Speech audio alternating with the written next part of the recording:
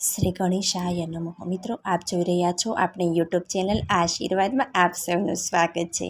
આજે પવિત્ર, પાવનકારી, મંગલકારી, શુભ કરનારી, પાપોને નષ્ટ કરી મોક્ષ દેનારી, વૈકુંઠ ધામની પ્રાપ્તિ કરાવનાર આમલકી એટલે કે રંગભરી એકાદશી છે. તો આજે આપણે આ વિડીયોમાં એકાદશીના 15મા અધ્યાય પુરુષોત્તમ યોગના સારાંશ, મહાત્મ્ય, ફળ વિશે આજે આપણે આ વિડીયોમાં સાંભળીશું. ગીતાયા પુસ્તકમ યત્ર યત્ર પાઠઃ પર્વતતે તત્ર સર્વાણી તીર્થાની પ્રયાગાદિદીન તત્ર વે. જ્યાં ભગવદ્ ગીતાનો ગ્રંથ હોય અને જ્યાં ગીતાનો પાઠ થાય છે ત્યાં પ્રયાગ આદિ સર્વ તીર્થોનો વાસ રહેલો હોય છે. અર્થાત ગીતાજીના શ્રવણ પઠનથી પ્રયાગ આદિ પવિત્ર ધામોમાં સ્નાન કર્યા જેટલું ફળ પ્રાપ્ત થાય છે. 15મા અધ્યાય પુરુષોત્તમ યોગનો સારાંશ. શાસ્ત્રોમાં આ સંસારની ઘણા ઊંડા અને મજબૂત મૂળવાળા પીપળાના ઝાડની ઉપમા આપેલી છે. આડ ઝાડ નિરંતર વધે તેવું ગણાય છે. તેના મૂળ ઉપર તરફ બ્રહ્મા અને ડાળીઓ પૃથ્વી તરફ ફેલાયેલી છે. જે માણસ માન, અભિમાન, મોહ, માયા વગેરેથી છોડીને તથા સંગના દોષથી બચીને ચાલે અને આધ્યાત્મ જ્ઞાન, બ્રહ્મનું જ્ઞાન મેળવવામાં લાગેલો રહે તથા બીજી બધી ઈચ્છાઓ છોડીને સુખ દુઃખ વગેરેને સરખા ગણી, તે માણસ આ વૃક્ષના મૂળ એટલે કે બ્રહ્મ સુધી પહોંચી શકે. આખા જગાતને પ્રકાશ અને ગરમી આપનાર સૂર્ય, ચંદ્ર અને અગ્નિનું તેજ તે તો પરમાત્માનું જ તેજ છે. ધરતીના પેટાળમાં પેસીને બધા પ્રાણીઓને ધરતી ઉપર જે બળ, ગુરુત્વાકર્ષણ ટકાવી રાખે છે તે પરમાત્મા પોતે જ છે. અને ચંદ્રનું જે તેજ અનેક રસ વહેવડાવીને બધી ઔષધિઓને પોષણ આપે છે તે પણ પરમાત્મા જ છે. યાશક્તિ હોવી, જ્ઞાન હોવું અથવા એનાથી વિપરીતપણું હોવું, આ બધું તે પરમાત્મા જ કરે છે. બધા વેદોમાં જાણવા યોગ્ય તે પરમાત્મા છે. બધા વેદોની ઉત્પત્તિ પણ પરમાત્માએ જ કરેલી છે અને તેઓ પોતે જ વેદોના જ્ઞાનને સારી રીતે જાણે છે. પુરુષના બે પ્રકાર છે, ક્ષર અને અક્ષર. પરમાત્મા આ બંને કરતાં શ્રેષ્ઠ છે, તેથી જ પુરુષોત્તમ કહેવાય છે. આખું જગત ભગવાનને પુરુષોત્તમ નામથી જાણે અને વેદ પણ તે નામથી વખાણે છે. જે માણસને કોઈ જાતનો મોહ ન થાય અને પરમાત્માના પુરુષોત્તમ સ્વરૂપને ઓળખે તે બધા જ જ્ઞાન પ્રાપ્ત કરી શકે અને ઉત્તમ ભક્તિથી એકમાત્ર પરમાત્માનું આરાધન કરી શકે છે. 15મો અધ્યાય પુરુષોત્તમ યોગ. શ્રી ભગવાન બોલ્યા કે જેનું આદિ પુરુષ પરમાત્મા રૂપ મૂળ ઉદ્ધવ છે અને બ્રહ્માથી લઈ સ્થાવર જંગમ સૃષ્ટિરૂપ નીચે વિસ્તરેલી જેની શાખાઓ છે, છંદો જેના પાંદડા છે, એવા આ સંસારને અશ્વત્થ વૃક્ષ રૂપે કહેલો છે. જે તેને જાણે છે તે વેદને જાણનારો છે. આ સંસારરૂપ વૃક્ષની 3 ગુણોથી વૃદ્ધિ પામેલી વિષયરૂપ કૂપણોવાળી શાખાઓ ઊંચે તથા નીચે ફેલાયેલી છે. વિષયોની ઈચ્છારૂપ કર્મના બંધનોવાળા એના મૂળ નીચે મનુષ્ય લોકમાં ફેલાયેલા છે. આ સંસારરૂપ વૃક્ષ પ્રતિક્ષણ વિનાશી હોવાથી એનું કોઈ ચોક્કસ પ્રકારનું સ્થિર રૂપ જણાતું નથી. આ સંસારનો સર્વાશય અંત થતો જણાતો નથી, તેમજ સંપૂર્ણપણે તેની ઉત્પત્તિ અને સ્થિતિ પણ જોઈ શકાતી નથી. એવા આ અનંત મૂળવાળા નશ્વર સંસાર વૃક્ષને અનાશક્તિરૂપી મજબૂત શસ્ત્રથી આપણી અંદર કાપી નાખીને એવું પદ શોધવું જોઈએ કે જ્યાં ગયેલા જીવો જન્મ મરણરૂપ આ સંસારમાં પાછા આવતા નથી. તે પરમપદને પ્રાપ્ત કરવા માટે તે આદિપુરુષ પરમાત્માના શરણે જવું કે જેનાથી આ અનાદિ સંસારની પ્રવૃત્તિ વિસ્તાર પામી છે. જે મનુષ્યો માન અને મોહથી રહિત છે, જેમણે આસક્તિરૂપ દોષને જીત્યો છે, જેઓ કામનાઓ છોડીને નિત્ય આત્મ સ્વરૂપના ચિંતનમાં રહે છે, જેઓ સુખ દુઃખ વગેરે દ્વંદ્વોથી પણ પર થયેલા છે, તેવા વિવેકીજનો તે અવિનાશી પદને પામે છે. તે પદને સૂર્ય, ચંદ્ર કે અગ્નિ પ્રકાશિત કરી શકતા નથી. જે પદને પામી પાછા ફરી શકતા નથી તે જ મારું પરમધામ છે. આ જીવલોકમાં મારો સનાતન અંશ જીવ થઈને પ્રકૃતિમાં રહેલી 5 ઇન્દ્રિયો અને મનને પોતાના તરફ આકર્ષે છે. એ જીવ જ્યારે એક શરીર છોડીને બીજા શરીરમાં જાય ત્યારે વાયુ જેમ આજુબાજુના પદાર્થોની ગંધ લઈને આગળ જાય તેમ છોડેલા શરીરની વાસનાઓ અને મન તથા ઇન્દ્રિયોને લઈને જ બીજા શરીરમાં જાય અને ત્યાં કાન, આંખ, સ્પર્શેન્દ્રિય, જીભ, નાક તથા મનને ધારણ કરી આ જીવાત્મા વિષયોને સેવે છે. ગુણો સાથે જોડાયેલો આ જીવાત્મા શરીરને તેમજ વિષયોને છોડે અને તેને ભોગવે છે. તેની આ ક્રિયાઓને મૂઢ બુદ્ધિવાળા લોકો જોઈ શકતા નથી, પણ જ્ઞાન દ્રષ્ટિવાળા વિવેકીઓ જરૂર જોઈ શકે છે. વળી યત્ન કરનારા યોગીઓ પણ શરીરમાં રહેલા આ ઈશ્વરીય અંશને જોઈ શકે છે, પરંતુ અશુદ્ધ અંતઃકરણવાળા અજ્ઞાનીઓ યત્ન કરવા છતાં પણ તેને જોઈ શકતા નથી. સૂર્યમાં રહેલો જે તેજ સમગ્ર જગતને પ્રકાશિત કરે અને જે તેજ ચંદ્રમા તથા અગ્નિમાં છે તેને તું મારું તેજ જાણ. હું જ પૃથ્વીમાં પ્રવેશ કરીને મારી શક્તિ વડે સર્વ પ્રાણીઓને ધારણ કરું છું. રસરૂપ ચંદ્ર થઈને સર્વ વનસ્પતિઓને પોષણ આપું છું. હું જઠરાગ્નિ થઈ પ્રાણીઓના શરીરમાં રહી પ્રાણ તથા અપાન વાયુથી યુક્ત થઈ 4 પ્રકારનું અન્ન હું પચાવું છું. હું સર્વના હૃદયમાં અંતર્યામી રૂપે રહેલો છું અને મારા લીધે સ્મૃતિ, જ્ઞાન અને વિસ્મરણ થાય છે.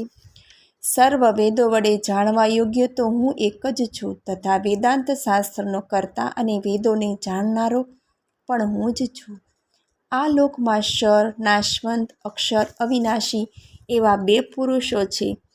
તેમાં સર્વભૂતો એ નાશવંત પુરુષ છે. તેનામાં રહેલો છે અંતર્યામી એટલે કે કુટસ્થ પુરુષ તે અક્ષર અવિનાશી કહેવાય છે. પરંતુ આ ક્ષર અને અક્ષર બંનેથી ઉત્તમ પુરુષ તો બીજો છે જે પરમાત્મા કહેવાય છે.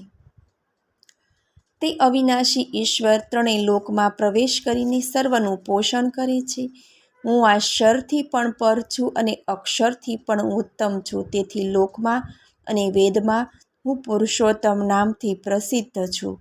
હે ભારત, જે મનુષ્ય મોહ વિનાનો થઈ મને આ પ્રમાણે પુરુષોત્તમ સ્વરૂપે જાણી તે સર્વજ્ઞ હોય અને મને સર્વ ભાવથી ભજે છે, તો હે નિષ્પાપ અર્જુન, એ પ્રમાણે આ અત્યંત ગુપ્ત આધ્યાત્મશાસ્ત્ર મેં તને કહ્યું. આને જાણી મનુષ્ય બુદ્ધિમાન તથા કૃતજ્ઞ થાય છે. ઇતિ શ્રીમદ્ ભગવદ્ ગીતામાં શ્રી કૃષ્ણ અર્જુન વચ્ચે થયેલ સંવાદમાં પુરુષોત્તમ નામનો 15મો અધ્યાય સમાપ્ત. 15મા અધ્યાયનું મહાત્મ્ય અને તેનું ફળ. હિમાલયની તળેટીના પ્રદેશમાં એક અતિ વિશાળ સામ્રાજ્ય હતું. અહીંનો રાજા રામચંદ્રજીના પુત્ર કુશના વંશનો હતો એમ કહેવાય છે. રાજા ઘણો ન્યાયી, ધર્મનિષ્ઠ હતો, દયાનો ભંડાર હતો. એના રાજ્યમાં સર્વત્ર સુખ અને શાંતિ હતા. રાજાને એક પ્રધાન હતો, એનું નામ કર્ણવીર. કર્ણવીર ઘણો જ બાહુસ, ચતુર, પ્રધાનની બુદ્ધિ અને કુનેહના લીધે જ રાજ્ય સુખી હતું. પોતાની આવી ઉત્તમ શક્તિના કારણે કર્ણવીરને ઘણું અભિમાન હતું અને અભિમાનના કારણે તેનામાં ક્રોધ, મોહ, લાલસા વગેરે પ્રગટ થયા હતા. એક દિવસ એને વિચાર આવ્યો કે આખું સામ્રાજ્ય તો મારા લીધે ટકેલું છે, તો પછી શા માટે હું રાજા ન બનું? આથી ગમે તે પ્રકારે રાજાનો ઘાટ ઘડીને રાજાને મારીને પોતે જ રાજા થઈ જવાના વિચારો ઘડવા લાગ્યો. પ્રધાનની આ અધમ ઈચ્છા એના મનમાં રહી ગઈ. એક દિવસ અકાળે જ લૂંટારોના હાથે એનું મોત થયું. પોતાના દુષ્ટ વિચારોના કારણે તે પ્રધાનનો બીજો જન્મ ઘોડાની યોનિમાં થયો અને પોતાના રાજાના ઘોડામાં જ તેને રહેવાનું થયું. આ ઘોડાની યોનિમાં તેની ચપળતા અને ચાલવાની છટા તેમજ દમામદાર દેખાવના કારણે રાજાએ તેને પોતાની સવારી માટે પસંદ કર્યો અને રાજા જ્યારે બહાર જાય ત્યારે એના ઉપર બેસીને જતો. એક વખતની વાત છે, કેટલાક તપસ્વીઓનો મોટો સંઘ જાત્રાએ નીકળ્યો હતો. આ સંઘ રાજાના રાજ્યમાંથી પસાર થવાનો હતો. જ્યારે રાજાના પાટનગર પાસે યાત્રાળુઓનો સંઘ આવ્યો ત્યારે સાંજ પડી ગઈ હતી. એટલે જે મુખ્ય તપસ્વી હતા તેમણે નગરની બહાર એક સુંદર સ્વચ્છ સ્થળ જોઈને ત્યાં જ પડાવ નાખવાની આજ્ઞા કરી. રાજાને આ વાતની ખબર પડી એટલે તરત જ તેણે પોતાના માણસોને મોકલ્યા અને યાત્રુઓને રહેવાની, જમવાની વગેરે વ્યવસ્થા પોતાના તરફથી કરાવી લીધી. મોડી રાતે જ્યારે બધા યાત્રાળુઓ જમી પરવાર્યા ત્યારે રાજા પોતે આ તપસ્વીના દર્શન કરવા પોતાના માનીતા ઘોડા પર બેસીને આવ્યો. મશાલોના અંજવાળામાં ભજન કીર્તન કરતા સંઘના દર્શન કરીને રાજા પોતાની જાતને ધન્ય માનવા લાગ્યા. સૌથી મોટા મુખ્ય તપસ્વીનો જ્યાં મુકામ હતો ત્યાં રાજા આવ્યા. ત્યારે રાજા ઘોડા પરથી નીચે ઉતર્યા તથા ઘોડાની લગામ પોતાના રક્ષકના હાથમાં સોંપી રાજા મહંતની પાસે પહોંચ્યા અને પ્રણામ કરીને એક બાજુ પર બેઠ્યા. આ સમયે ગીતાજીના 15મા અધ્યાયનો પાઠ ચાલતો હતો. થોડા શ્રદ્ધાળુઓ યાત્રીઓ તપસ્વીની પાસે બેઠીને આ પાઠ કરતા હતા. પાઠમાં ભંગ ન પડે એટલા માટે રાજાનું આગમનનું જાણવા છતાં કોઈ કંઈ બોલ્યું નહીં. તે જ રીતે રાજા પણ કંઈ બોલ્યા નહીં અને પાઠનું સન્માન કર્યું. થોડી ક્ષણો પછી જ્યારે પાઠ પૂરો થયો ત્યારે એકદમ જ રાજાના ઘોડાએ જોરથી હણહણાટ કર્યો અને એક જ ક્ષણમાં ઘોડો પ્રાણ વગરનો થઈને ત્યાં જ જમીન પર ફસડાઈ પડ્યો. એકદમ આમ કેમ બન્યું તે ન સમજવાથી રાજા મૂંઝવણમાં પડી ગયા. આ જોઈને પેલા તપસ્વી ઉઠીને રાજા પાસે આવ્યા તથા ઘોડો પૂર્વજન્મમાં પ્રધાન હતો અને તેના અધર્મ કર્મોના કારણે ઘોડો થયો હતો એ વાત કરી. પછી ગીતાજીના 15મા અધ્યાયના શ્રવણથી આજે એનો ઉદ્ધાર થયો તે પણ કહ્યો. તે સમયે ઘોડાનો દિવ્ય આત્મા આકાશ માર્ગે જતો જોયો. 15મા અધ્યાયના શ્રવણનું જો આવું ફળ હોય તો નિત્ય પાઠ કરનારને શું ન મળે? શ્રીમદ ભગવદ્ ગીતા ભગવાનનો સ્વાદ છે, હૃદય છે અને ભગવાનની વામયી મૂર્તિ છે.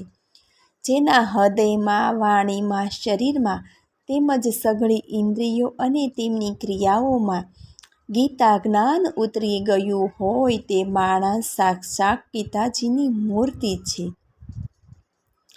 એના દર્શન, સ્પર્શ, ભાષણ તથા ચિંતન કરવાથી પણ બીજા માણસો પવિત્ર બની જાય. તો પછી એનું આજ્ઞા પાલન કે અનુકરણ કરનારાઓની તો વાત જ છે. ખરેખર ગીતાજીની તોલે સંસારમાં યજ્ઞો, દાન, તપ, તીર્થ, વ્રત, સંયમ કે ઉપવાસ વગેરે કશું જ નથી.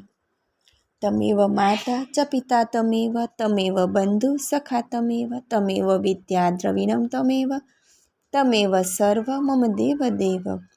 હે દેવોના દેવ, મારે માટે માતા પણ આપજો અને પિતા પણ આપજો, બંધુ પણ આપજો અને મિત્ર પણ આપજો, વિદ્યા પણ આપજો અને દ્રવ્ય પણ આપજો. ટૂંકમાં હે સર્વેશ્વર, મારું તો સૌ કાર્ય આપ એક જ છો. આપને મારા નમસ્કાર હો. મને સાંભળવા બદલ ધન્યવાદ.